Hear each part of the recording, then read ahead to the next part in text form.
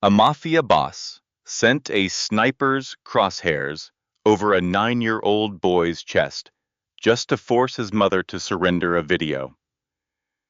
But bringing a child into the crossfire crossed a lethal red line, unleashing the wrath of Chicago's most dangerous billionaire. This intense saga teaches us that a society's true character is judged by how fiercely it protects its most vulnerable. Share this with someone who protects their family at all costs, and hit subscribe for more gripping drama. The rain in Chicago didn't fall, it drove. It came sideways off Lake Michigan. Needles of gray ice, cutting through the neon glare of the theater district, washing the grease into the gutters. On the 34th floor of Vance Tower, the storm didn't sound like weather. It sounded like an animal clawing at the glass. Clara Bennett pressed her back against the raw concrete of the emergency stairwell. She didn't move. She barely let herself breathe. Every shallow expansion of her lungs was a sharp, white, hot mistake that radiated from her right ribs down to her hip. 3 broken, she thought. Her mind worked in the cold, clinical shorthand of an ER-charged nurse, maybe 4, splinting required, internal bleeding unverified. She held her breath as a heavy, rhythmic thud echoed from 3 flights below. Thud, thud, thud. Hard-soled leather shoes on steel-reinforced stairs. Not a hurried run. A casual, predatory stroll. Clara looked down at her left hand. Her wrist was already the color of an autumn plum, twice its normal size. The skin stretched tight and shiny. In her right hand, she gripped her phone. The screen was a spiderweb of green and white static. Battery, 3%. Her thumb hovered over the power button. She didn't call 911. 11 years in the county hospital had taught her the math of the South Side. The police were a spreadsheet. They arrived to fill out the columns after the blood was already dry. When a man with a badge is 20 minutes away, your survival is entirely your own responsibility. Clara whispered to the dark, her voice a low, raspy thread. No one is coming to save you. Clara, stand up. Your life belongs to you, not to whoever is on those stairs.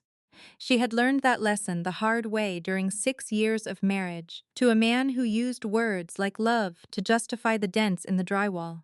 You don't beg. You don't wait for a miracle. You find a corner, you find a leverage point, and you fight for your right to see the next sunrise. 6 hours ago, it had been a normal Monday. Shift change at 11:00 p.m. She walked down to the hospital's sub-basement parking garage. Her mind on the rising utility bills and the cost of her father's memory care facility. Then she heard the wet, heavy slap of meat hitting concrete.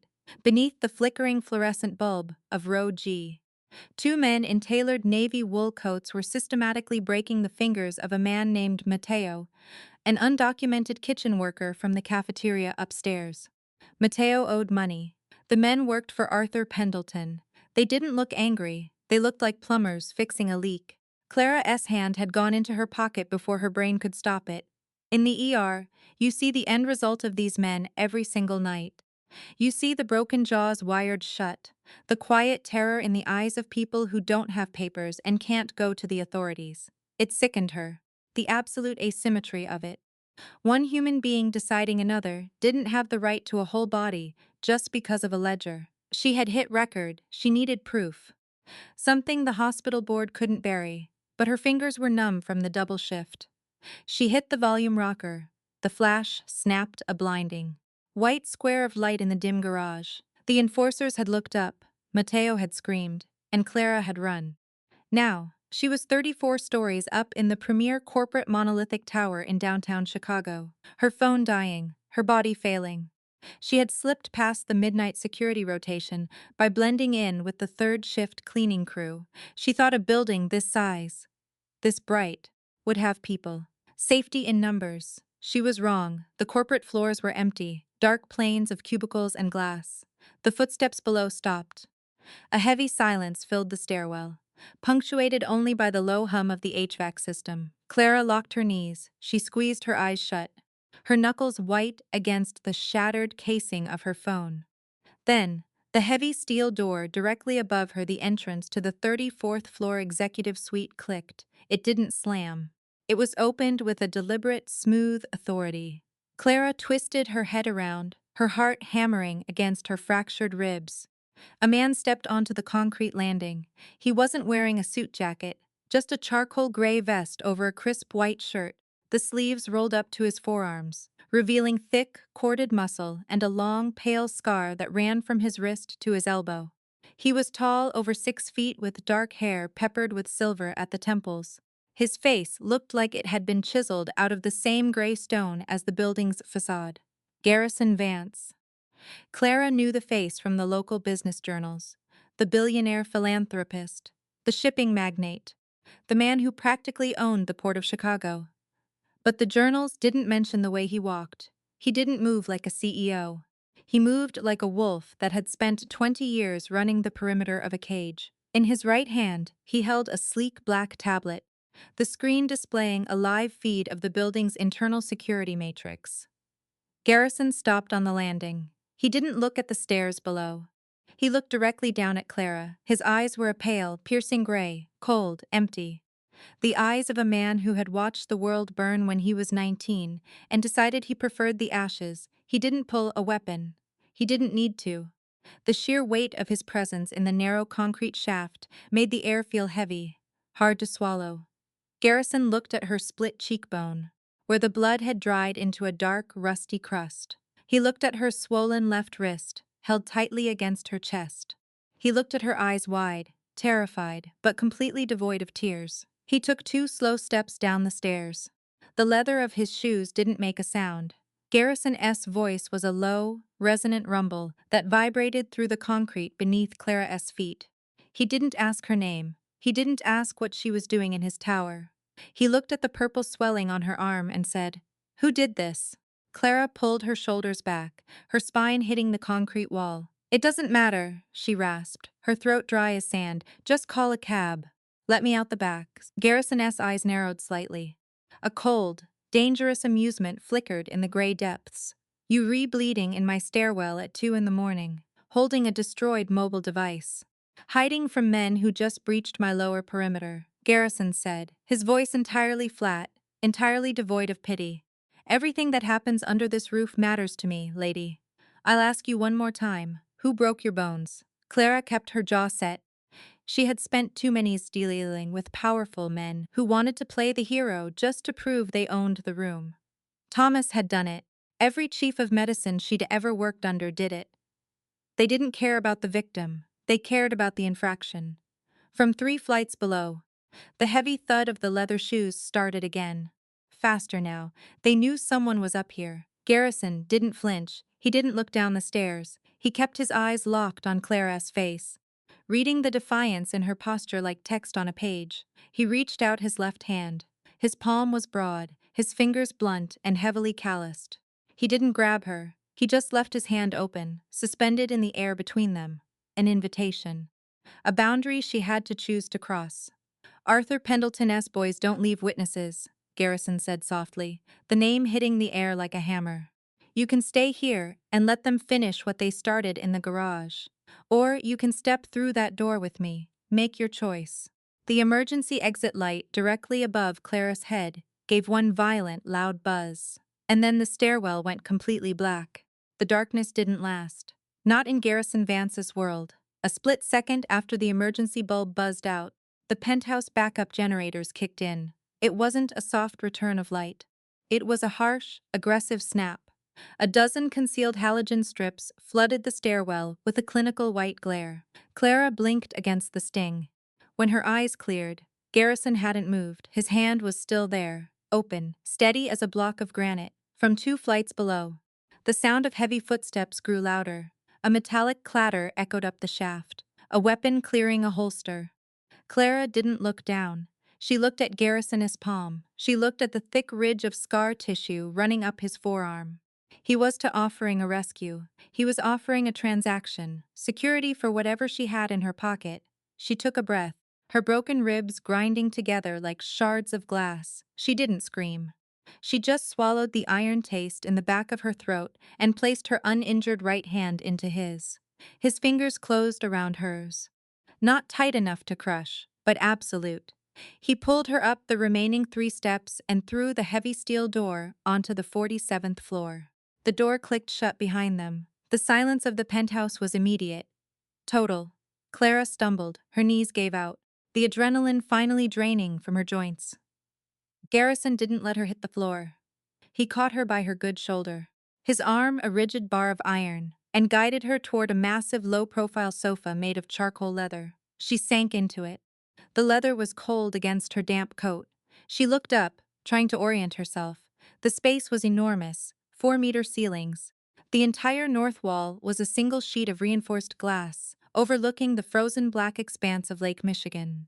Down below, Chicago looked like a circuit board, millions of tiny blinking lights, completely indifferent to the woman bleeding on the 47th floor. There were no family photos, no books with creased spines, no clutter. It looked like an art gallery designed by an executioner.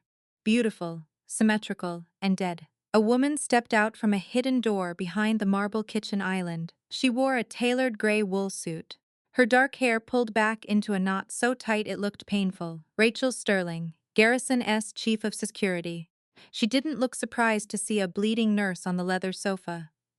She just looked at Garrison, her hand resting naturally on the lapel of her jacket. "The stairs are clear, boss," Rachel said, her voice a flat, dry monotone. "Marcus's access codes were used at the service entrance 10 minutes ago. I've already deactivated them." Garrison didn't look at her. He walked over to a wet bar, poured 2 inches of amber liquid into a heavy crystal glass, and walked back to Clara. He didn't offer her the drink. He set it on the low marble table in front of her, then sat in the armchair opposite. He crossed his legs, leaning back, watching her through half-closed lids. "Your name," Garrison said. Clara held her swollen left wrist against her stomach. Clara Bennett. "And the phone in your hand." "Clara." She tightened her grip on the shattered plastic. "It stays with me." Garrison leaned forward. The movement was slow, deliberate, like a predator shifting its weight before a strike. "You don't have cards to play here." "Clara," he said, his voice dropping into that low, rhythmic rumble. "You brought Arthur Pendleton's wolves to my doorstep. In this city, my word is the law, because I have the means to enforce it. If you want to survive the night, you give me the leverage you're holding." Clara didn't flinch. She had spent 6 years looking into the eyes of a man who believed his strength gave him the right to dictate her reality. She knew the exact architecture of intimidation. "I'm not playing cards, Mr. Vance," she said, her voice raspy but steady. "And I'm not giving you this video so you can use it to negotiate a better percentage on your shipping lanes. I am keeping it because a man named Mateo is currently lying in an alley with his hands destroyed. He has a right to be treated like a human being. He has a right to justice. If I give this to you, it disappears into a drawer the next time you and Pendleton need to make a deal." Garrison didn't move for 3 long seconds. He just stared at her. A low, quiet clock ticked somewhere in the room. Tick, tick, tick. Rachel shifted her weight by the kitchen island, her eyes widening slightly. Nobody spoke to Garrison Vance like that. Nobody talked about rights in a room built on raw power. Garrison slowly stood up. He walked over to a black lacquered cabinet, opened a drawer, and took out a heavy, professional-grade tactical first aid kit. He didn't ask permission. He walked back, set the kit on the sofa beside her, and opened the latches. He pulled out a roll of heavy, self-adhering compression gauze and a pair of trauma shears. "Take off the coat," he said. "I can do it myself," Clara replied, her defensive instincts flaring. "You have 3 fractured ribs and a non-functional left wrist," Garrison noted, his voice entirely devoid of emotion. "You can't reach the posterior thorax without tearing the intercostal muscles further. Remove the coat, Clara." She hesitated, then slipped her right arm out of the sleeve. The left side was agony. She had to bite her lower lip until she tasted copper to keep from crying out as the heavy wool slid over her swollen wrist. Beneath the coat, her white nursing scrubs were smeared with grease, and a dark line of old blood along the collar. Garrison knelt on the floor in front of her. He didn't look at her like a woman. He looked at her like a piece of machinery that required immediate maintenance to remain operational. He took the trauma shears and split the side of her scrub top, exposing her right flank. The bruising was spectacular, a deep, angry collage of black, purple, and yellowish green running from her armpit to her waist. Garrison picked up the gauze. His large, calloused hands were cold, as he pressed the terminal end of the wrap against her lower ribs. Action implied meaning. He didn't touch an inch of skin that wasn't necessary for the bandage. He didn't linger. His movements were clinical, precise, and entirely respectful of her physical boundaries. For a man who ruled through violence, his touch was devoid of aggression.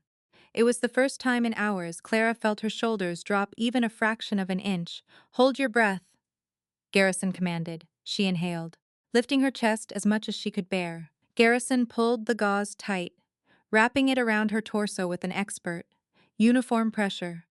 He knew exactly how much tension was required to cast the ribs without restricting her diaphragm.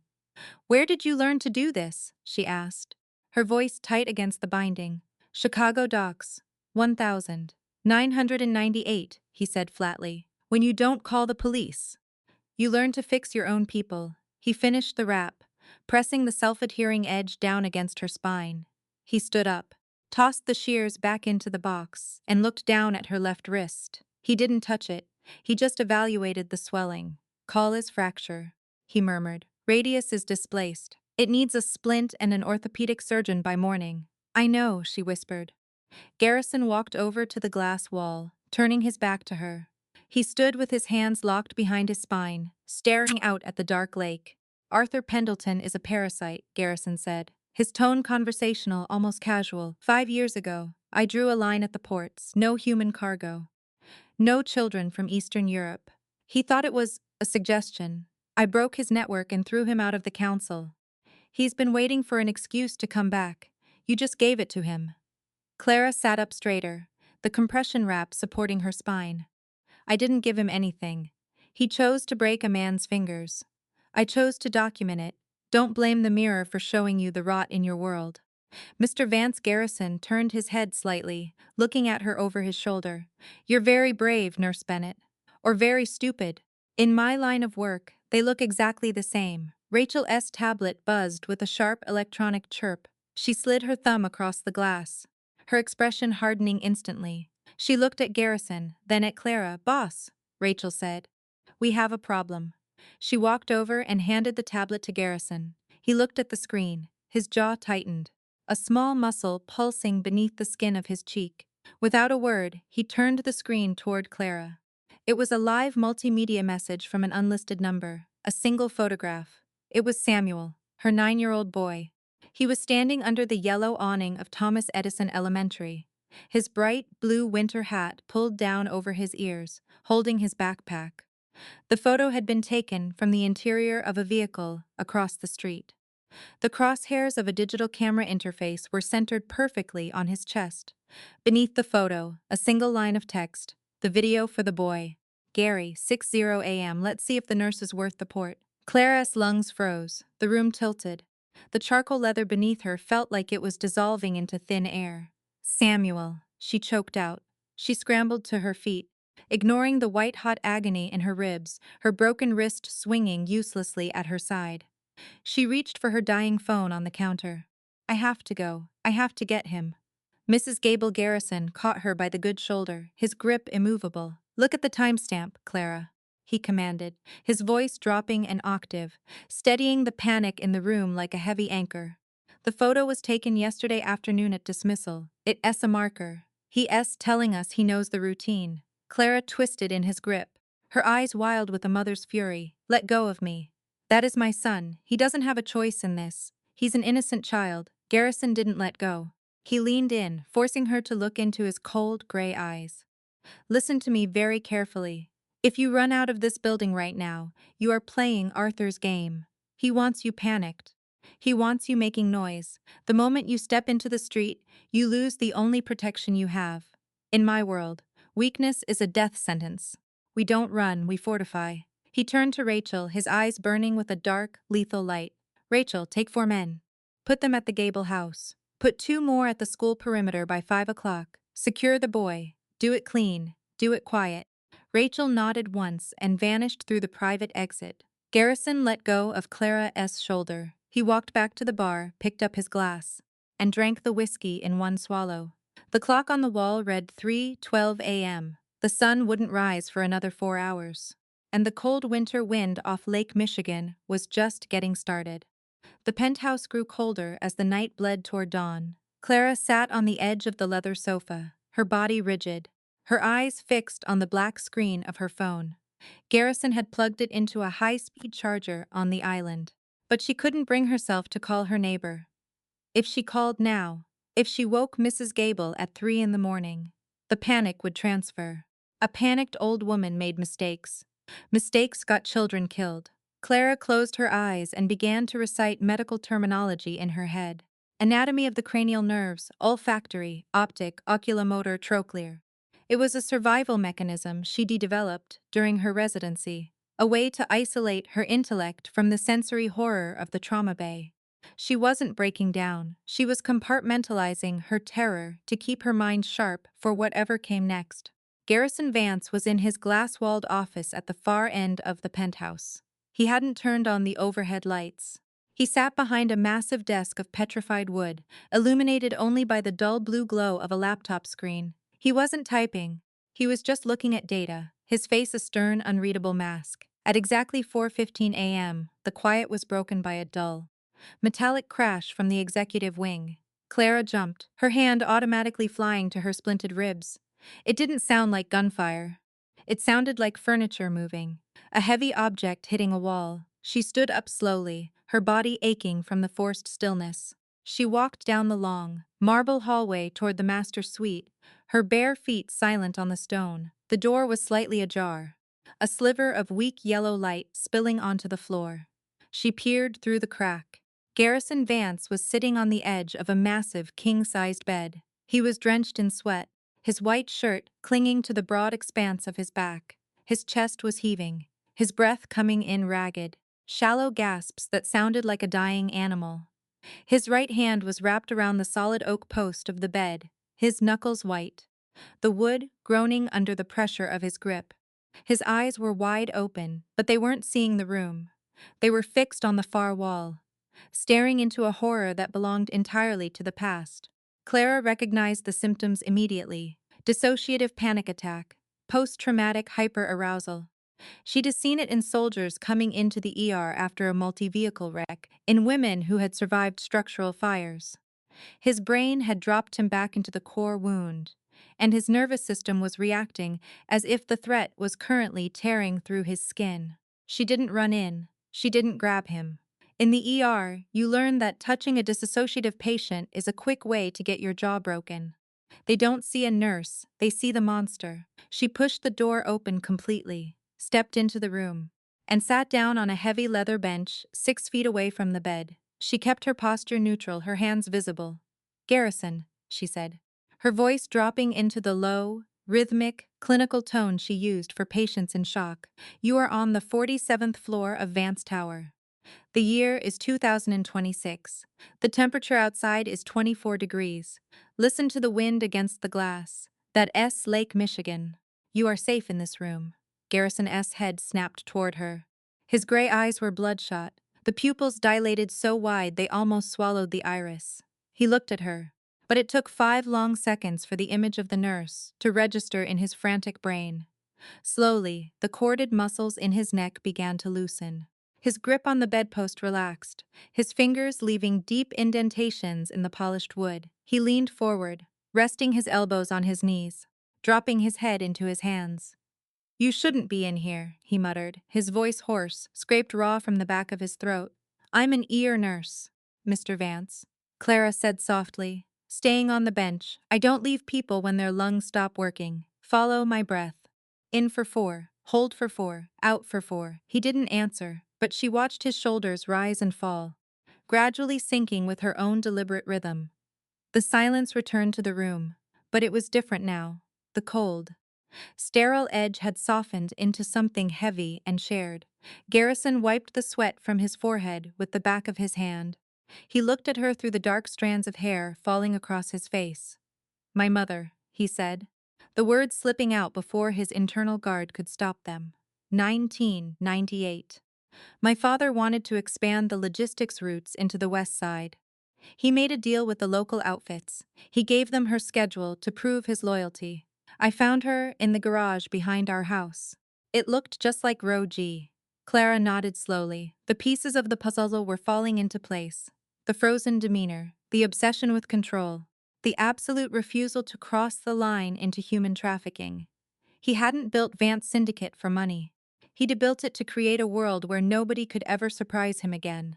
My mother died when I was 16, Clara said, her voice a quiet bridge across the dark space between them. Stage 4, inflammatory breast cancer. I spent 8 months watching the system fail her. The insurance companies disputed the treatments.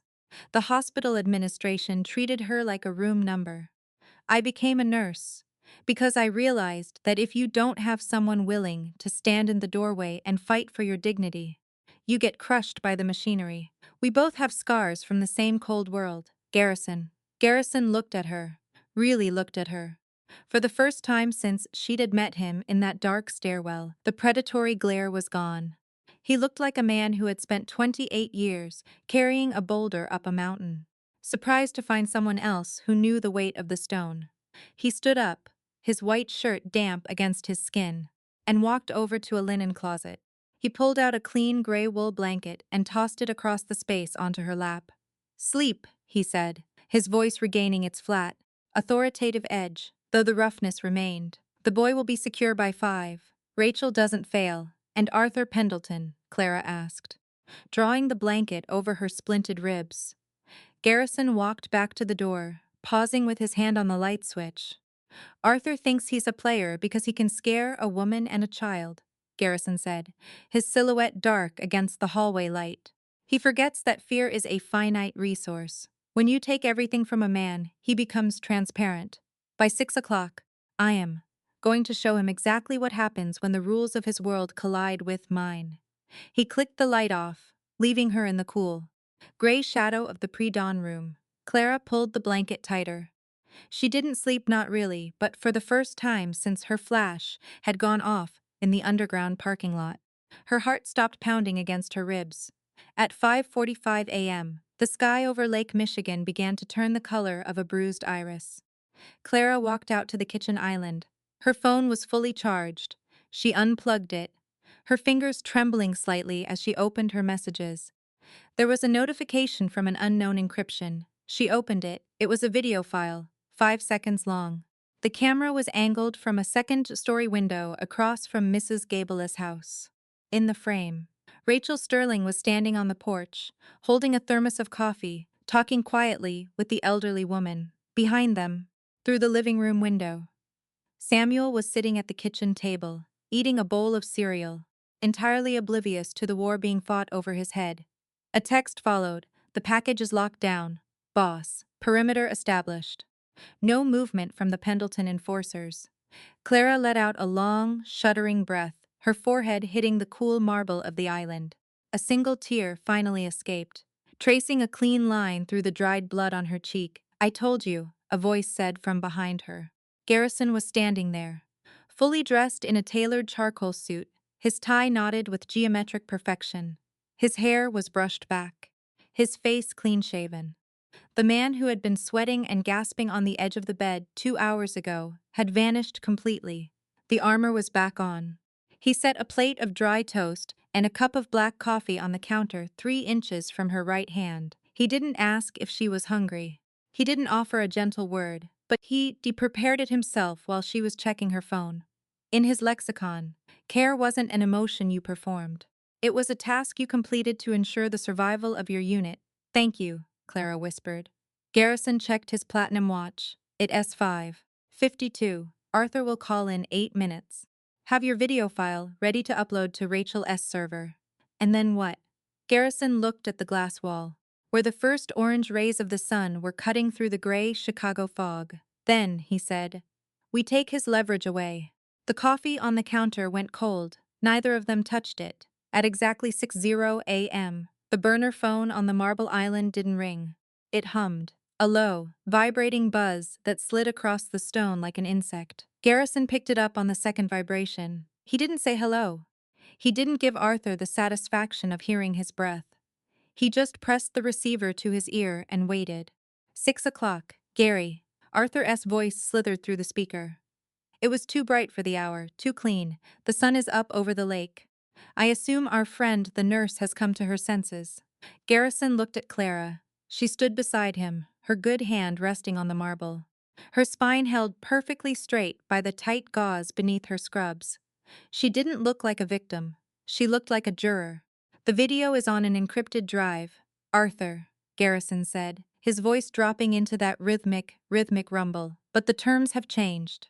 You have men inside my perimeter. That's a structural violation. A wet, rattling laugh came over the line. Business is fluid, Gary. You know that. We expand where we see an opening. Now, send the file, or the boy doesn't make it to his second period math class. Garrison didn't blink. He reached out with his left hand and slid his tablet across the counter toward the phone.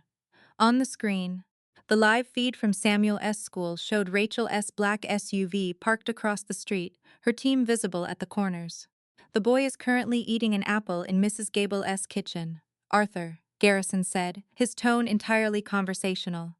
And my security detail has your surveillance van pinned from 2 angles on West Division.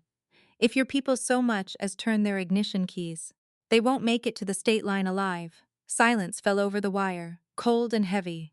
Your bluffs are getting expensive, Vance, Arthur spat, the cheerfulness vanishing from his voice, replaced by the raw, ugly rasp of a street thug. It's not a bluff, Arthur, Garrison said, leaning over the counter, his eyes locked on the gray Chicago horizon. In this city, you and I operate under an unwritten contract. We handle our commerce in the shadows. But the moment you bring a 9-year-old child into the ledger, you violate the core principle of human society. You took doat, you strip away the fundamental safety that separates us from the beasts. I don't negotiate with men who break the structure. The trade is off. He ended the call, not with a slam, a simple tap of his thumb. Clara let out a breath. She felt like she'd been holding since 3 in the morning. She looked at him, her eyes searching his face. You risked him, she whispered, her voice trembling but sharp. You used my son to set a boundary. Garrison turned to her, his expression immovable. I protected him. Clara, if I gave Arthur that video while he held a gun to your boy's head, he would own us forever. In a conflict like this, the second you show a predator that his leverage works, you sign the death warrant for the asset. You have to establish the red line before you can negotiate the peace. Before Clara could answer, the private elevator at the back of the penthouse chimed. The doors slid open. Marcus Vance stepped out. Garrison S. half-brother looked like a man who had spent the night in an upscale casino and lost everything but his shoes. His silk tie was undone, his expensive wool coat smeared with ash along the hem. His face was pale, his eyes darting from Garrison to Clara, then down to the floor. Rachel Sterling followed him out of the cab, her hand firmly planted on the back of his collar. She didn't look tired. She looked like an automated system that had successfully retrieved a rogue piece of inventory. Found him at the Terminal Hotel near O'Hare. Boss, Rachel said flatly. He had a one-way ticket to Toronto and 20,000 in bearer bonds in his briefcase. Garrison didn't look angry. He looked disappointed, in the way a math teacher looks at an equation that doesn't balance. He walked over to the kitchen island, picked up a heavy silver pen, and began to roll it between his fingers. Click! Click! Marcus, Garrison said softly. Marcus cleared his throat, trying to pull away from Rachel's grip, but she didn't budge an inch. Gary, listen to me. It wasn't what it looks like. Pendleton approached me 8 months ago. He said he just wanted the shipping logs for the Southern Rail Yard. Just the numbers. Gary. For a real estate play. I didn't know he was going to use them to move his people in. You knew he was under a federal injunction for human cargo. Marcus, Garrison said, his voice dangerously low. It was just information, Marcus shouted, his voice cracking with the high-pitched panic of a man who realized the floor was disappearing beneath him. Everybody sells information. It's just corporate overhead. Garrison walked around the counter. He stopped 6 inches from his brother. The physical contrast was total. Garrison was dense, stone-jawed, rooted to the earth. Marcus was soft, vibrating with fear. Shifting from foot to foot, Garrison didn't raise his hand. He didn't raise his voice, but he took the silver pen and placed it into Marcus's breast pocket, patting the fabric twice with a deliberate, slow finality. It was the gesture of a man closing a casket. Marcus froze, his breathing stopping entirely. He knew exactly what that touch meant. His status as a Vance had just been liquidated. You think this is about corporate overhead because you've never had to clean the blood off the asphalt. Marcus? Garrison said, his voice a steady, chilling whisper. Every human being has an inherent value that cannot be reduced to a line item on your balance sheet. When you sold those logs to a man who trades in lives, you didn't just betray me, you traded away your own humanity. You decided that your comfort was worth another person's enslavement. Gary, please. Marcus whimpered, a tear finally smudging the gray powder on his cheek. We're blood. Mother loved us both. She wouldn't want this. Garrison turned his back on him. Mother is the only reason you're going to walk out of this building on your own 2 feet. Marcus, Rachel, take his keys, take his access codes, put him on a train to Minneapolis. If he enters the city limits of Chicago again, he becomes a common civilian. And the common civilians in this town don't have me to protect them. Rachel gripped Marcus by the arm and pulled him back into the elevator. The doors closed with a soft, expensive hiss. Clara watched the entire exchange from the sofa. Her medical training had taught her to read human interactions through the lens of stress: who dominates, who submits, who breaks. Garrison Vance didn't break. But as the elevator indicators counted down to the lobby, she saw the muscles in his jaw tighten until the skin turned white. Are you going to be okay? She asked quietly. Garrison didn't answer. He walked back to the glass wall, looking out at the city as the morning traffic began to clog the avenues below. A sudden, sharp chime broke the silence. Not the phone, the private courier terminal by the door. A small, automated drawer slid open in the wall. Inside sat a heavy, square package wrapped in plain brown butcher paper, no return address. Just Garrison S. name written in thick, black marker. Garrison walked over, lifted the package, and brought it to the island. He didn't hesitate. He tore the paper away with one clean pull. Inside was a vintage Rolex Submariner, the glass shattered, the stainless steel band twisted out of shape, covered in a dark, sticky film that Clara recognized instantly. It was arterial blood. It belonged to Arthur S. oldest driver, an elderly man named Frank who had worked the docks since the 60s.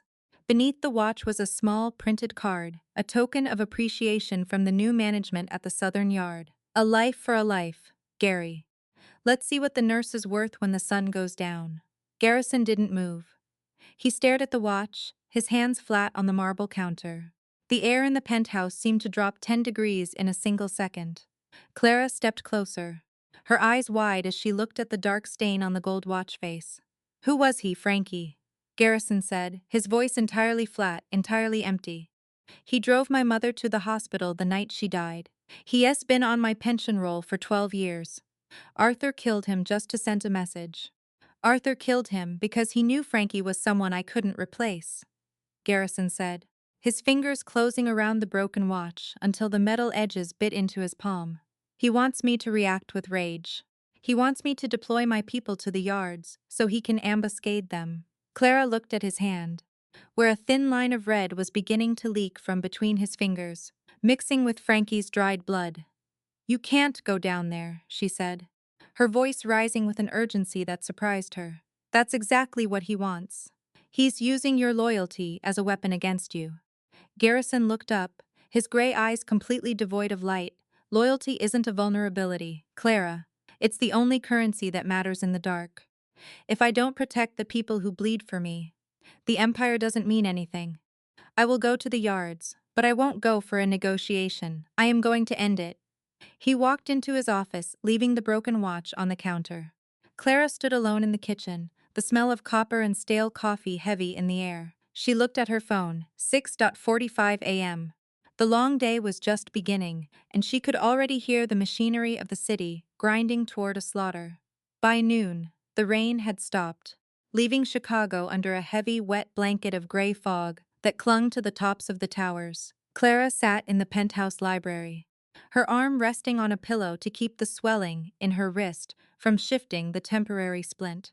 She had tried to watch the news on the wall monitor, but every headline about port congestion and union disputes felt like a lie. The real news was sitting on the kitchen counter in a pool of dried blood. Garrison had been in his office for 5 hours with the door closed. Rachel had returned at 11. Her clothes damp from the fog, her expression grimmer than before. They were planning something. A logistical strike. A cleanup operation. The door to the office clicked open. Garrison stepped out, holding a thick manila envelope. He looked at Clara. His face a smooth, unreadable expanse of stone. "Rachel is bringing the car around," he said flatly. "We're moving you to a safe house in Lincoln Park." Clara stood up, her blanket sliding to the floor. "Why?" "Rachel said the school perimeter is secure." "The school is secure," Garrison said, walking toward her. "But this building is no longer an asset. Arthur has the transit logs. He knows our entry rotations. You're moving."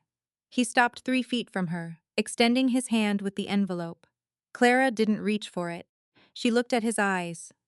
Something had shifted during those 5 hours in the dark. The clinical indifference was gone, replaced by a cold, probing calculation that made her skin prickle. "What's in the envelope?" "Garrison," she asked. Garrison didn't lower his hand. "Open it." She used her right hand to pull the clasp. She slid the contents onto the library table. It wasn't a document. It was a high-resolution gloss photograph, 8 by 10, taken from a high angle through a rain-streaked window. It showed Clara. She was standing on the sidewalk outside Cook County Hospital.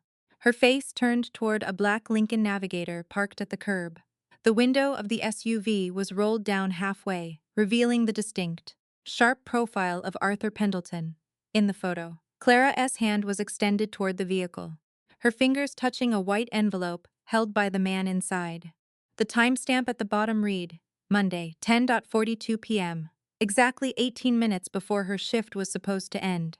Exactly 20 minutes before the assault in Row G. Clara's throat went dry. The paper felt heavy, slick under her fingers. She looked up at Garrison, her eyes wide with an emotion that wasn't fear, it was the deep, sick ache of a woman who realized she was being pulled back into an old, familiar cage. "Where did you get this?" she whispered. "Arthur's courier delivered it to the lobby 10 minutes ago," Garrison said, his voice dropping into a low, steady cadence that sounded like a judge reading a charge. No note, just the image. Garrison didn't pull his weapon.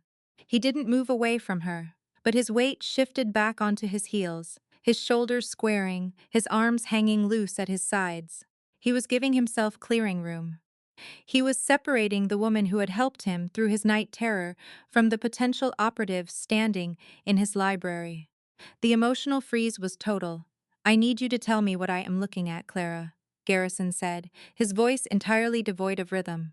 "Because from where I am standing, it looks like you were on Arthur's payroll 20 minutes before you decided to stumble into my stairwell with a broken body." Clara felt a hot spike of anger clear the fog from her brain. She slammed the photograph back down onto the wood table. "You think I am an asset," she spat, her voice raspy but fierce, her good hand shaking against her side. "You think I let a man break my ribs and destroy my wrist just to set up a meeting in your building. Look at the image, Garrison. Really look at it. That isn't a handoff. That is a rejection." Garrison didn't move. "Explain the envelope, my father," Clara said, her breath coming short against the gauze around her chest. "Dr. Raymond Bennett. He spent 40 years treating every broken dockworker and union guy in this city without asking for an ID, 3 years ago. When the Alzheimer's took his mind, he left behind a drawer full of uncollected bills. Arthur Pendleton bought those debts from the medical collection agency for pennies on the dollar. He has been using them to squeeze me for medical records from the county ER. He wanted to know who came in with gunshot wounds from the South Side lines." She stepped closer to him, ignoring the danger radiating from his frame, forcing him to look down into her face. "That envelope contained the title to my father's old cabin in Michigan," she said, her voice dropping into a fierce, steady hiss. "I gave it to Arthur to clear the debt. I told him if his people ever came near my hospital or my family again, I would take the collection records to the state attorney." 20 minutes later, I went down to Row G and saw his enforcers breaking Mateo's fingers. It wasn't a setup, Garrison. It was a retaliation. Arthur realized I wasn't going to be his creature, so he decided to remove the liability. Garrison stared at her. The silence in the library was absolute. A car horn honked 47 floors below, a tiny, useless sound against the glass. Garrison picked up the photograph. He held it up to the light, his gray eyes tracking the line of her arm, the angle of her chin, the tension in her extended fingers. He was an expert in bout look, in coercion, and he knew what a woman looked like when she was buying her freedom. He dropped the photo back onto the table. He didn't apologize. He didn't say he was wrong. He just turned to the doorway where Rachel was standing with her car keys in her hand. Cancel the Lincoln Park house. Rachel. Garrison said flatly. Rachel blinked. Boss, she stays here, Garrison said, his voice returning to that low, rhythmic rumble. Arthur sent this because he wants me to throw her out. He wants her in the street where his people can retrieve the device without my detail interfering. If I lose my trust in her, I do exactly what he calculated. Rachel nodded once, her expression slipping back into her professional mask, and disappeared down the hall. Garrison turned back to Clara. He looked at her swollen wrist, then at the dried blood along her collar. I lost 2 seconds, Clara, he said. His voice softer now, almost a confession. When I saw that photo, my brain went back to 1998. It wasn't fair to you. But in my world, the men who survive are the ones who look for the blade in every hand. Clara pulled her coat off the sofa, her jaw set. I understand your world, Garrison. Better than you think. But don't ever mistake my survival for your strategy. I don't carry a blade. I carry a nursing license and a 9-year-old boy. If you can't tell the difference between a woman fighting for her dignity and a spy, then you already as dead as Arthur wants you to be. She walked past him, her bare feet silent on the floor, and locked herself in the guest room. Garrison stood in the center of the library for a long time. The manila envelope sat on the table between them, a square of brown paper under the cold gray light of the window. He didn't pick it up. He just looked at the spot where she'd been standing, his hands locked behind his back, listening to the first drops of the afternoon rain begin to claw at the glass once more. The guest room smelled of cedar and rain. Clara didn't look at the bed. She sat on a low wooden bench by the window, watching the fog swallow the tops of the drawbridges over the Chicago River. Her phone lay on the mattress behind her. It didn't buzz. It didn't chime. That was the most terrifying part. The silence meant the perimeter was holding, but it also meant she was marooned. Clara counted her own pulse against her good right thumb. 82 beats per minute. Regular rhythm. No deficit. She closed her eyes, adjusting her weight to take the pressure off her right flank. She didn't ask for more pain medication. She didn't complain. In the ER, complaining means you lose focus. If you lose focus, you miss the subtle shift in the room before everything goes sideways. She stayed perfectly still, conserving her metabolic energy for the moment she would have to move. At 3:40 p.m., the latch on the guest room door clicked. Rachel Sterling didn't enter the room completely. She stood in the doorway, her black wool coat damp at the shoulders, a leather duffel bag slung over her left arm. The boss is downstairs in the garage checking the transport vehicles, Rachel said, her voice a flat, level wire. He wants you ready to move in 10 minutes. The fog is dropping. It's the best cover we're going to get before the evening shift change. Clara stood up, holding the gray wool blanket against her ribs like a shield. I thought he said I was staying here, because Arthur wanted me in the street. The situation evolved, Rachel said, setting the duffel bag on the bench. Arthur just pulled his enforcers back from the southern rail yard. That means he's shifting his weight. When a man like that pulls back, it's not a retreat, it's a loading phase. He is compressing his force to strike a single target. Clara looked at the bag. And I am the target. Rachel looked her dead in the eye, her posture rigid as a steel beam. You're the catalyst. Clara, there is a difference. In our world, an asset has value because of what it can buy. A catalyst has value because of what it can destroy. Arthur doesn't want the phone anymore. He wants to prove to the remaining council that Garrison Vance can't protect a civilian under his own roof. If he proves that, the syndicate dissolves by Friday. Clara pulled her heavy winter coat back over her shoulders, her teeth grinding as her left arm slid through the lining, then let it dissolve. Clara rasped, her voice steady despite the pain. Why are you all protecting a system that requires a dead driver and a terrified child to function? It's a disease, Rachel. It's a contagion of pride. Rachel didn't blink. Because without the system, Clara, there is no boundary. If Garrison falls, Arthur Pendleton takes the port. Do you know what Arthur does with an unmonitored dock? He doesn't just smuggle whiskey. He smuggles humans. He imports women from Eastern Europe and children from the border who don't have names in any registry. Garrison S structure is the only thin wall between this city and a meat market. We don't protect the money, we protect the red line. Clara stayed quiet.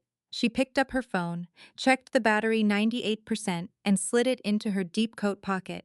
She followed Rachel down the long, marble corridor toward the private elevator. The elevator didn't go to the lobby. It descended straight to the sub-basement corporate garage, 3 levels below the street. The doors opened into a vast concrete cavern. The air was thick with the smell of damp earth, motor oil, and exhaust. 3 black armored Suburbans stood in a row, their engines idling with a low, rhythmic thrum that vibrated through Clara's shoes. Garrison was standing by the lead vehicle, talking quietly with a driver in a dark suit. He looked up as Clara stepped out. The suit jacket was gone again. He wore a black tactical vest over his white shirt, 2 spare magazines visible in the chest webbing. He didn't speak to her. He just gestured toward the rear door of the middle Suburban. Clara walked toward the vehicle. But as her foot cleared the concrete landing, the overhead fluorescent tubes gave a sharp metallic pop. The entire garage went pitch black. The low thrum of the idling engines cut out simultaneously. The silence was absolute for a fraction of a second, a heavy, suffocating weight. Rachel. Status. Garrison S. voice barked through the dark.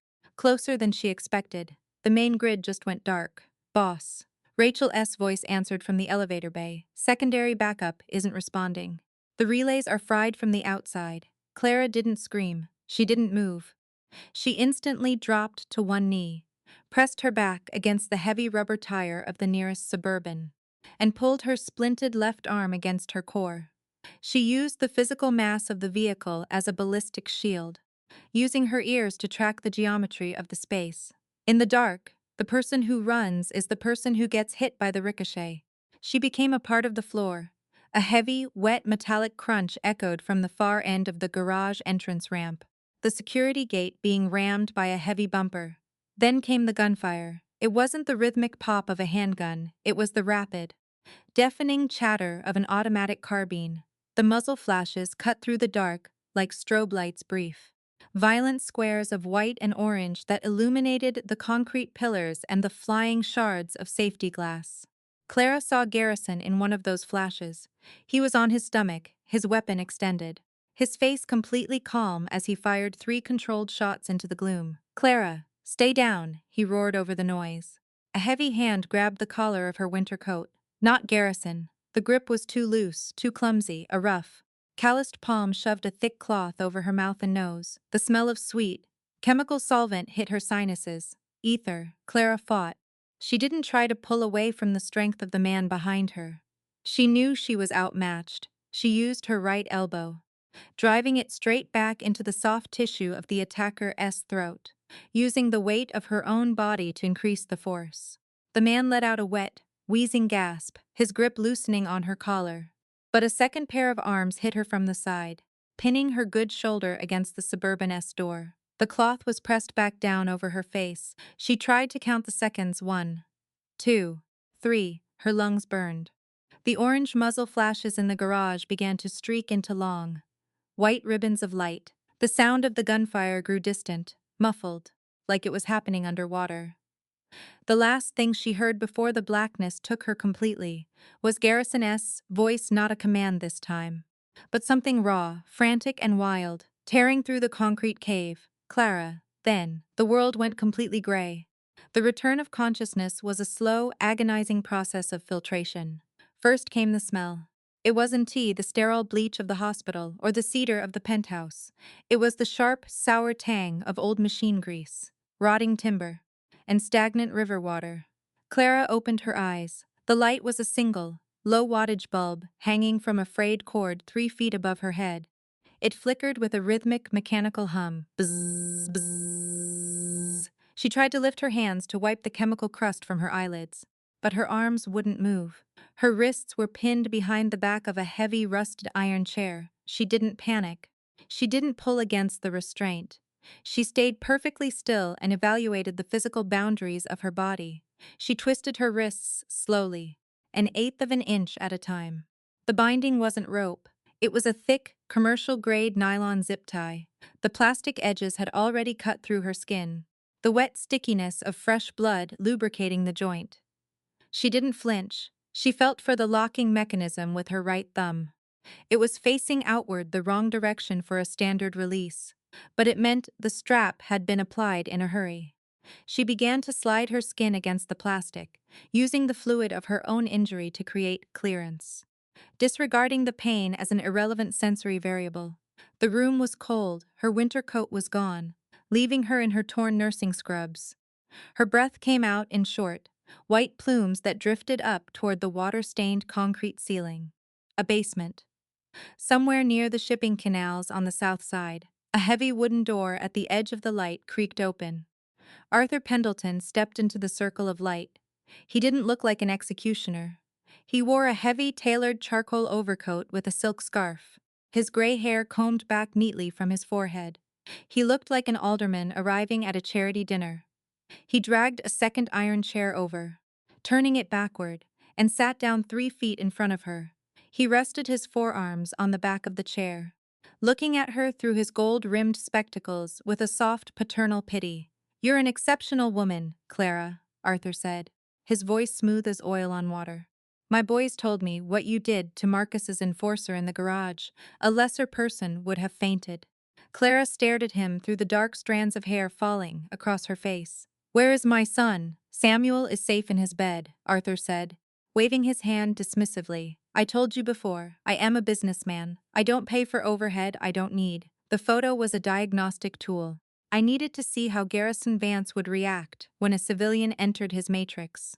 He reached into his coat pocket, pulled out a gold cigarette case, and lit a slim white clove. The sweet, medicinal smoke filled the cold air, turning Clara's stomach. "Gary is a relic, Clara," Arthur said, blowing a thin stream of gray smoke toward the bulb. "He thinks he can rule this city like a medieval duke. He talks about red lines and human cargo as if the market cares about his conscience. In our economy, value is determined by demand.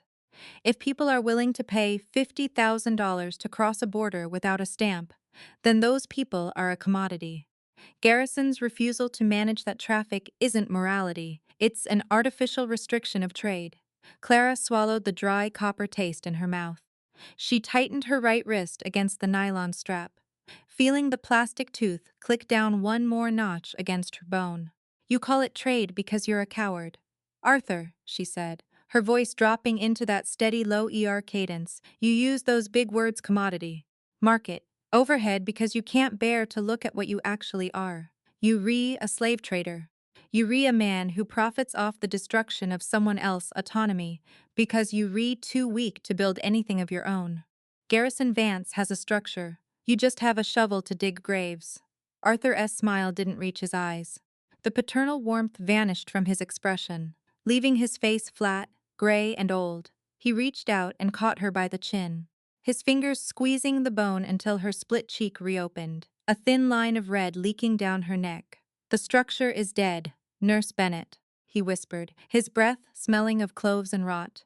"By 6 o'clock tonight, Gary will sign the deeds to the Southern rail lines. If he doesn't, I send him your fingers, one by one, until he remembers that his pride has a price. You think he keeps you around because he cares about your dignity. He keeps you because he's terrified of failing another woman the way he failed his mother. You're not his partner, you're just his penance." He let go of her chin, stood up, and walked back to the wooden door. "I'll give you an hour to think about that," Arthur said over his shoulder. "If you want to keep your left hand whole. I suggest you call him when I return and tell him the air down here is getting thin." The door clicked shut. The heavy iron bolt slid into place from the outside. Clara was alone again under the flickering bulb. She didn't waste a second. She closed her eyes and focused entirely on her hands behind her back. The blood from her wrists had soaked through the nylon strap.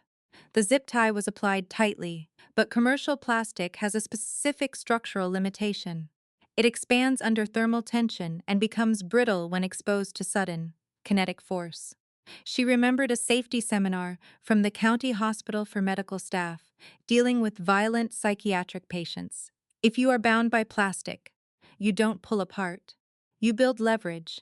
Clara raised her bound hands as high as her fractured ribs would allow, tucking her elbows against her flanks.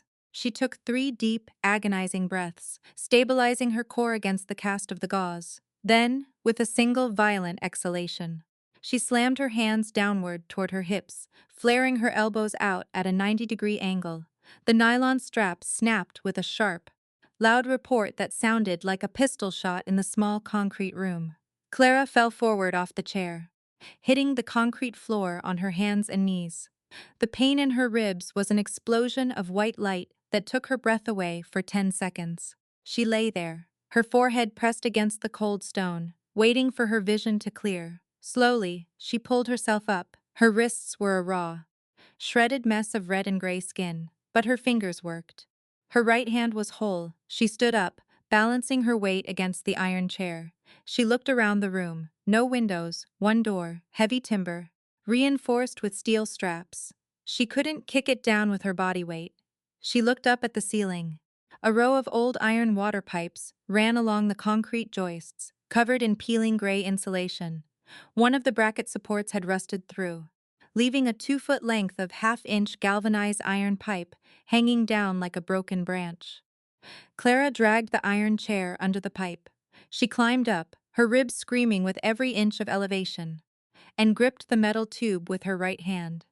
She twisted it, using her body weight to snap the remaining thread of the iron collar. The pipe came away in her hand, heavy, solid, a lever. She stepped off the chair and stood flush against the wall beside the wooden door. The iron pipe held high over her right shoulder. She didn't call for help. She didn't make a sound. She just waited in the shadow of the flickering bulb, listening to the slow, heavy thud of footsteps approaching from the corridor outside. The bolt slid back, the latch turned, and Clara Bennett pulled the iron pipe back, ready to show Arthur Pendleton exactly what her dignity was worth in the dark. The door didn't swing open. It jerked. It was the lone guard Arthur had left in the corridor, a heavy-set man in a greasy leather jacket, his mind already halfway into a pack of cigarettes. He expected to see a broken nurse weeping under a flickering light bulb. Instead, he found an empty chair. He took one step across the threshold, his boots crunching on the loose grit of the concrete floor.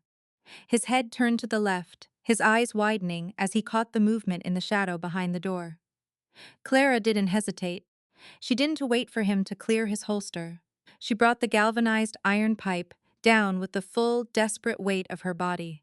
She didn't aim for his skull. The skull is dense, rounded, designed to deflect kinetic impact. She targeted the clavicle. The collarbone requires less than 10 pounds of pressure to shatter, instantly disabling the upper motor function of the corresponding arm. The pipe connected with a wet, heavy crack. The guard let out a choked, high-pitched yelp, his right shoulder collapsing instantly as the bone gave way. His hand dropped away from his weapon, his body twisting toward the floor from the sudden shock of the trauma.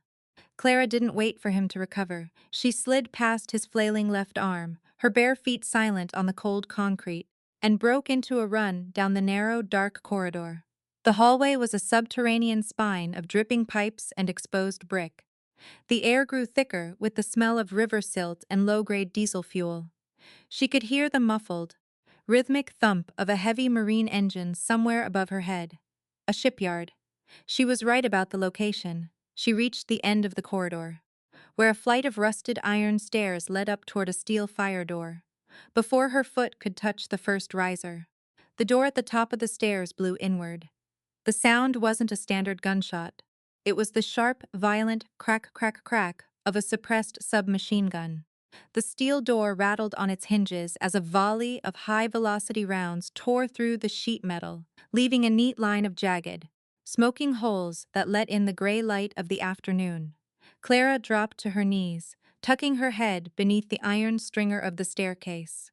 Through the holes in the door, She saw the muzzle flashes not orange anymore, but a bright, piercing white against the fog outside. Rachel Sterling's team was clearing the upper deck. A shadow fell across the iron landing above. A man stumbled backward through the fire door. His hands clutched to his chest, his gray wool overcoat dark with fresh stains. Arthur Pendleton. He didn't look like an alderman now. His spectacles were gone, his silk scarf torn away, his face smudged with black soot and blood from a grazing wound along his temple. He looked at the stairs, saw Clara crouching in the shadow below, and reached into his belt with his left hand. He didn't have a rifle. He had a small silver-plated revolver. "You!" Arthur hissed, his voice wet, coughing as the smoke from the upper deck drifted down into the stairwell. He raised the weapon, his hand shaking from the adrenaline and the loss of blood from his chest. A second shadow filled the doorway behind him. Garrison Vance stepped through the smoke. He didn't have his tactical vest anymore. His white shirt was torn open at the collar, a dark, spreading stain visible along his left shoulder where a round had clipped the muscle. His face was entirely devoid of color, his gray eyes burning with a terrifying, absolute stillness.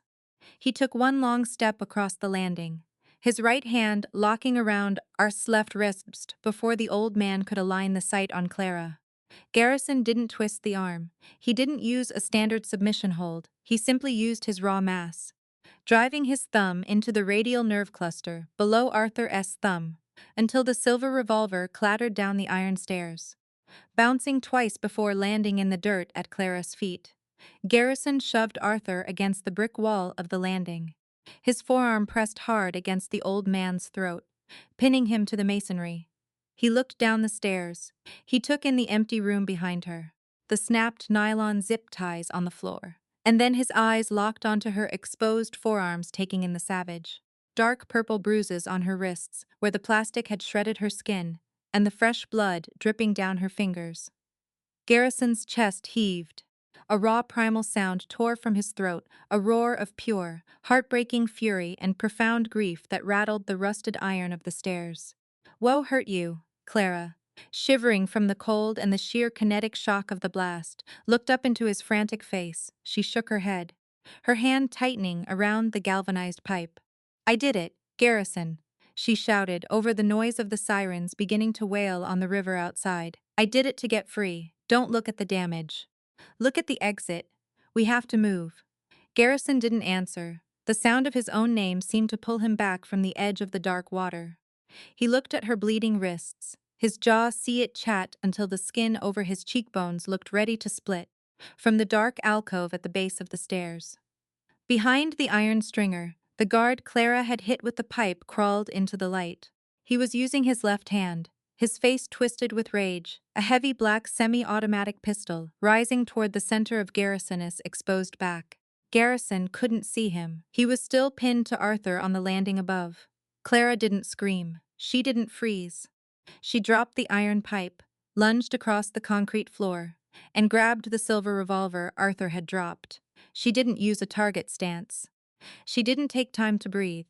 She used her right thumb to cock the hammer, aligned the short barrel with the bulk of the guard's torso, and pulled the trigger. The revolver barked a sharp, deafening snap that filled the small stairwell with the smell of sulfur and burnt powder.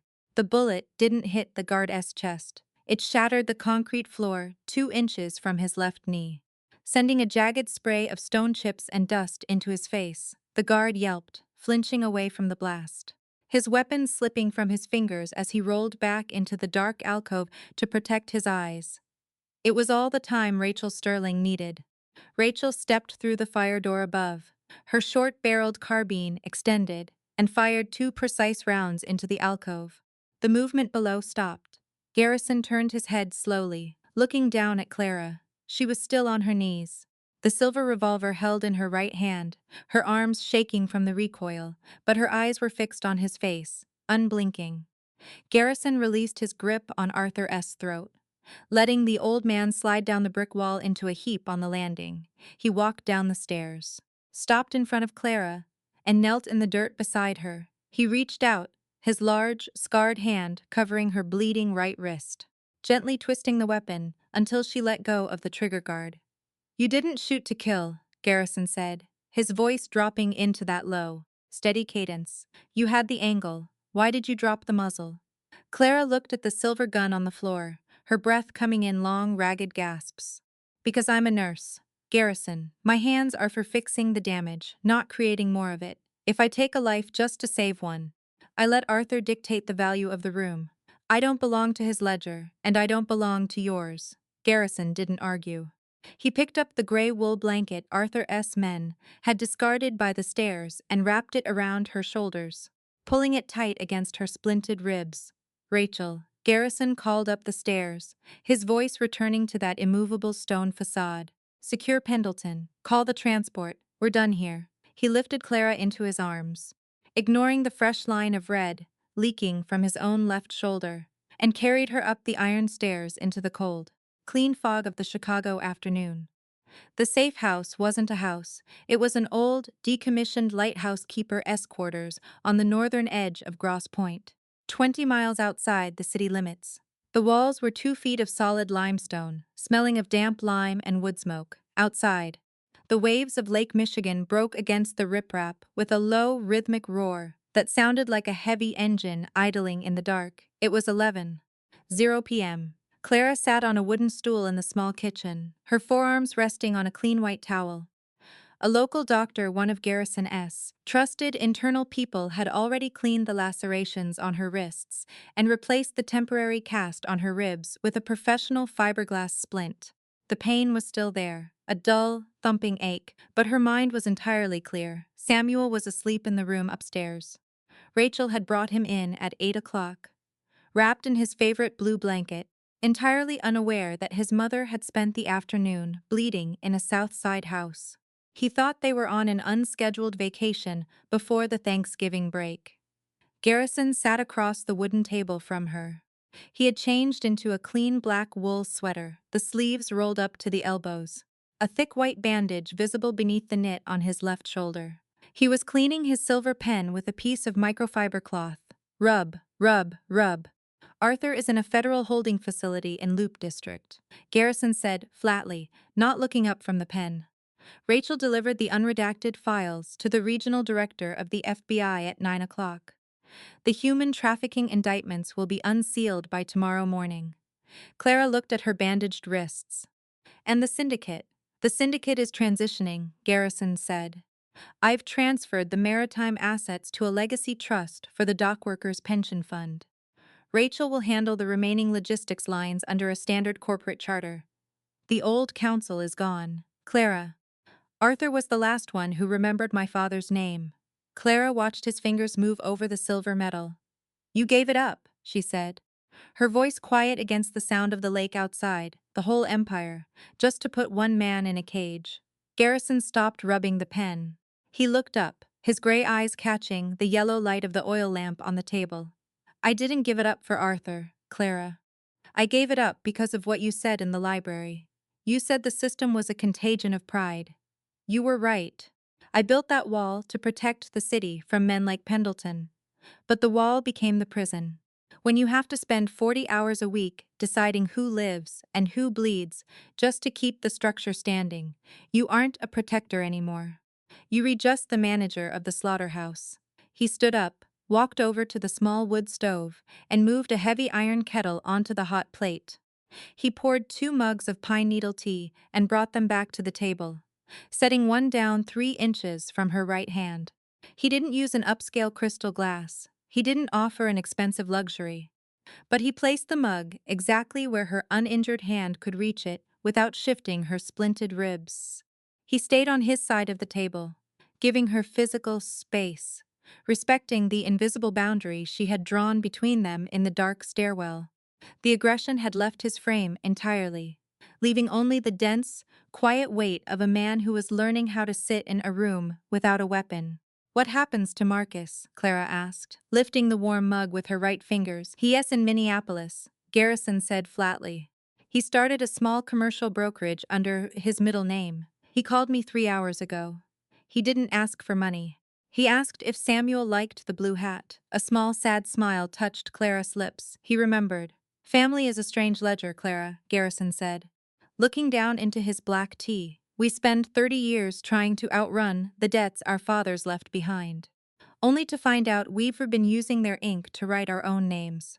Marcus is soft, but he isn't Arthur. He just needed to know that his value wasn't tied to my operation. Clara looked at the white bandage on his shoulder. And your debt. Garrison, is it clear? Garrison didn't answer for a long time. The wind outside caught the limestone corners of the lighthouse. A low, morning whistle that drifted down the chimney stack. The debt to my mother can't be paid with an empire, Clara. It can only be paid by stopping the machine that killed her. The docks are clean. The red line held. That's all the ink I have left.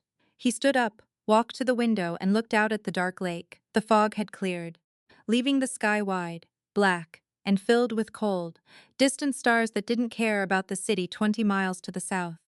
Rachel is bringing the paperwork for the North Carolina property tomorrow morning, he said over his shoulder. An old shingle house in Outer Banks. No phone lines, no security matrix, just the salt air and the maritime forest. Clara stood up slowly, the gray wool blanket sliding off her shoulders. She walked over to the window, stopping 2 feet away from him, her shoulder almost touching his arm. Is there a hospital near there? She asked quietly. Garrison turned his head, his gray eyes soft in the darkness of the glass reflection. 10 miles out. Regional clinic. They always looking for night shift supervisors. Clara looked out at the water, where the light from the Grosse Pointe lens was sweeping across the black waves in a steady rhythmic circle. Flash, darkness, flash, darkness. I don't work the night shift anymore.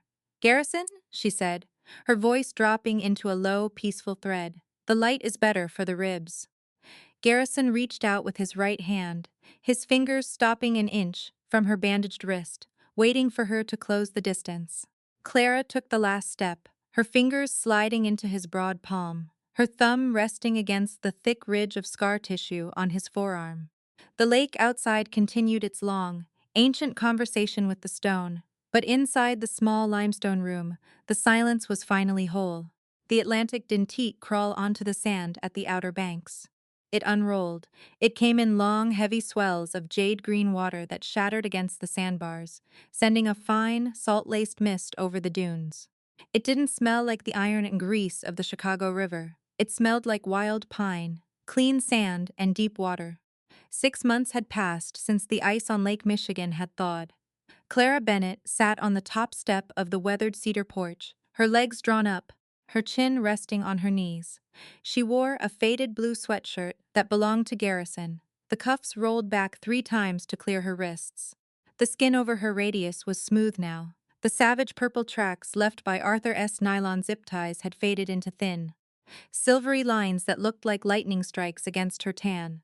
She rotated her left hand slowly in the warm May air. Full extension, 90% flexion, complete pronation. She didn't flinch. The fiberglass splint was long gone, replaced by the natural resistance of rebuilt muscle. She had spent the last 2 months working the day shift at the regional clinic down in Buxton. No trauma bays, no gunshot statistics, just sunburns, fishhook extractions, and elderly locals who needed their blood pressure checked on Tuesday mornings. She moved with a slow, deliberate grace, her body finally free of the defensive tension that had held her together for a decade. Down in the salt marsh behind the house, the rhythmic thwack thwack thwack of a hand axe broke the steady roar of the surf. Garrison was splitting cedar shingles for the garden shed.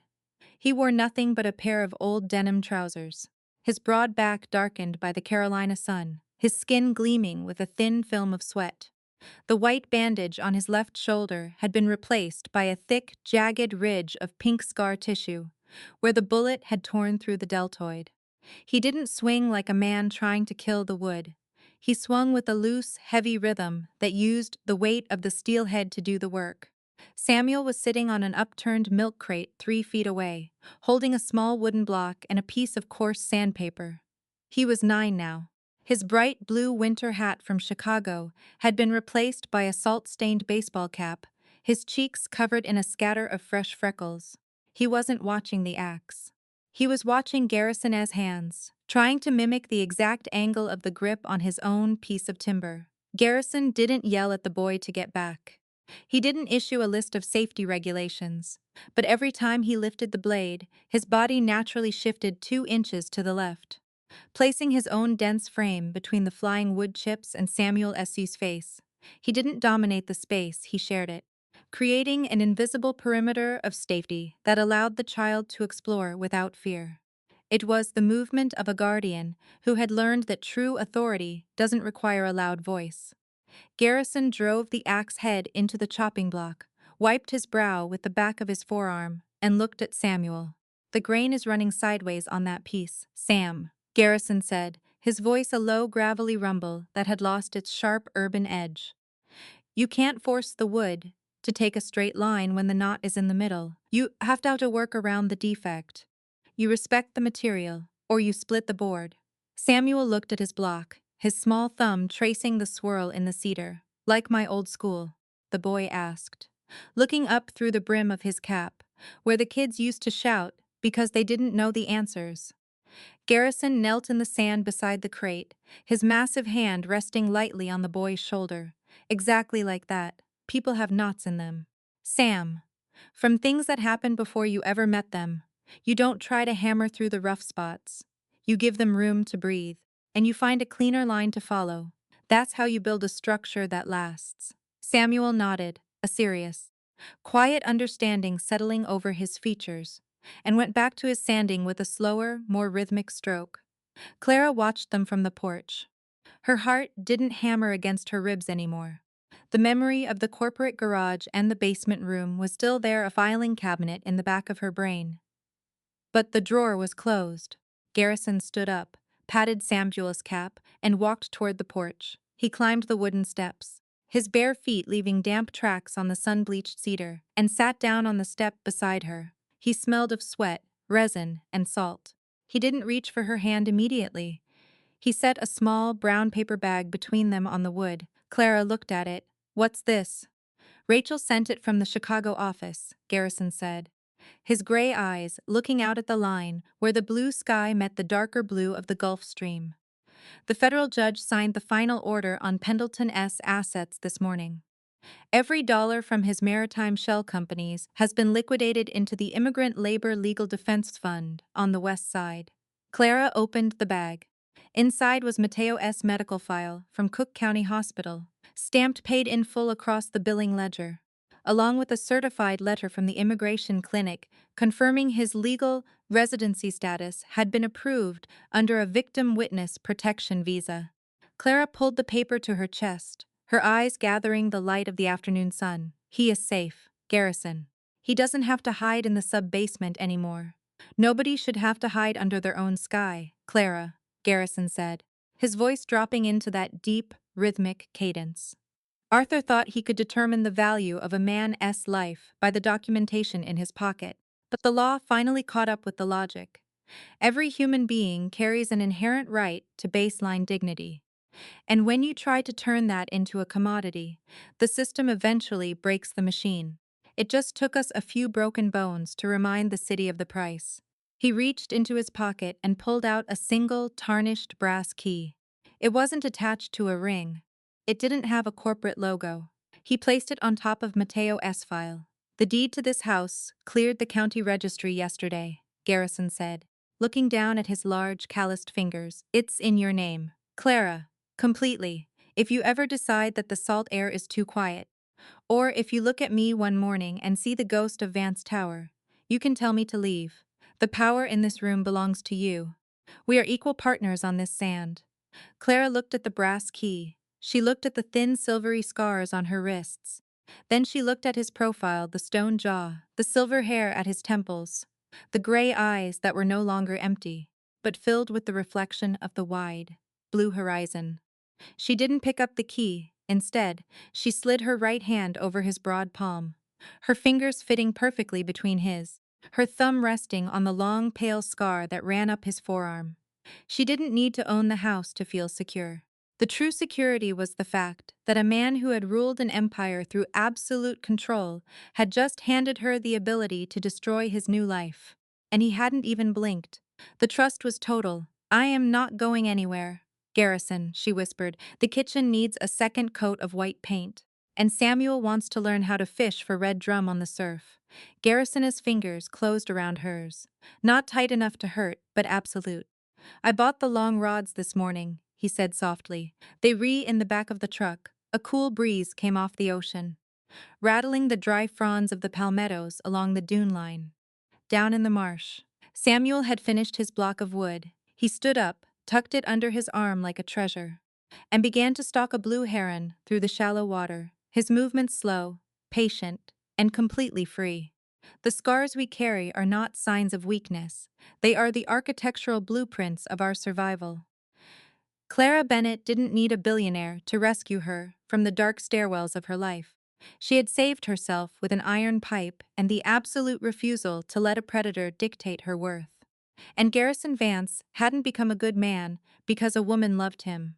He had chosen to become better because she had been brave enough to hold up a mirror to his empire and show him the blood on the ledger. They had left the gray steel of Chicago behind, but they had brought the red line with them, the one that defined the boundary between power and humanity. The sun began its long, slow descent behind the maritime forest, painting the Atlantic sky in shades of amber, copper, and deep, peaceful violet. Samuel's laughter drifted up from the marsh, clear and bright against the thunder of the surf. Garrison turned his head, his gray eyes locking onto Clara's face with a quiet, enduring warmth that didn't require words to prove its density. "Let's go fix dinner," he said. Clara stood up, pulling him up with her, her hand still locked in his as they walked through the screen door into the warm, bright kitchen of their own making. The wind off the water blew the sand over their tracks on the porch steps, erasing the remnants of the journey, leaving nothing but the clean, white beach and the wide, open sea ahead. The narrative presented here is fictional and created for artistic expression. Names, characters, and incidents are either invented or used in a fictitious manner. Any resemblance to actual persons or events is unintended and should not be considered factual or deliberate. And so, as the waves shore washed over the quiet sands of the Outer Banks, the story of Clara Bennett and Garrison Vance leaves us with something far deeper than the ending of a mafia war. It leaves us with a question. What is a human life truly worth when the world tries to reduce it to fear, debt, power, or profit? Arthur Pendleton believed every person had a price. To him, a frightened mother, an undocumented worker, a wounded old driver, even a child standing outside a school could all become pieces on a board. He looked at people and saw leverage, but Clara looked at people and saw dignity. That is what made her dangerous. Not a weapon, not money, not influence, just the unshakable belief that no human being should ever be treated like a number in someone else's ledger. Clara's journey reminds us that courage does not always look clean or heroic. Sometimes courage is a woman hiding in a stairwell with broken ribs, telling herself to stand up because no one else is coming. Sometimes it is a mother refusing to let fear make decisions for her. Sometimes it is a nurse, with bleeding wrists and shaking hands, choosing not to kill even when the world has given her every reason to become cruel. Clara was not powerful in the way men like Arthur understood power. She had no empire, no army, no fortune, and no name that could make a room go silent. But she had something stronger, a moral line inside her that could not be bought, threatened, or broken. And in the end, that line changed everything. Garrison Vance's lesson is different, but just as important. He spent his life building walls because the world had once taken someone from him. He believed control was the same as protection. He believed fear could keep evil in its place. But Clara forced him to see the truth. An empire built to stop monsters can become a monster of its own if it forgets the people it was meant to protect. Real strength is not proven by how many people obey you. Real strength is proven by what you are willing to give up when power is no longer serving justice. Garrison did not become better because Clara needed saving. He became better because Clara showed him that protection without humanity is just another form of imprisonment. This story also teaches us about healing. Healing is not pretending the past never happened. Clara's scars did not disappear. Garrison's nightmares did not vanish overnight. Samuel's innocence had been threatened by a world he was too young to understand. But healing began when they stopped letting the past decide the shape of their future. They did not erase the pain. They built something beyond it: a quiet house, a safe room, a morning without gunfire, a child learning to sand wood by the sea. Sometimes that is what victory looks like. Not applause, not revenge, not a throne, just peace that was hard-earned, protected, and finally deserved. Perhaps the greatest meaning of this story is that love, at its highest form, is not ownership. Garrison proved his love not by holding Clara tighter, but by giving her the key, the choice, and the freedom to leave. Clara proved her love not by surrendering herself, but by standing beside him as an equal. That is the kind of love that survives after violence, betrayal, and fear. Not a love built on rescue, but a love built on respect. Not a love where one person becomes the shelter and the other becomes the saved, but a love where two wounded people choose every day to create a safer world together. And for every person watching, this story leaves behind a simple but powerful truth. Your scars are not proof that you were defeated. They are proof that you endured. They are the blueprints of your survival. The people who hurt you may try to define you by the damage they caused, but they do not get the final word. You do. Clara Bennett walked into the darkness as a witness, a mother, and a nurse. She came out as a woman who remembered her own worth when everyone else tried to price it. Garrison Vance walked out of his empire, not weaker, but freer, because he finally understood that the strongest line a man can draw is not around his territory, but around his humanity. In the end, the story is not just about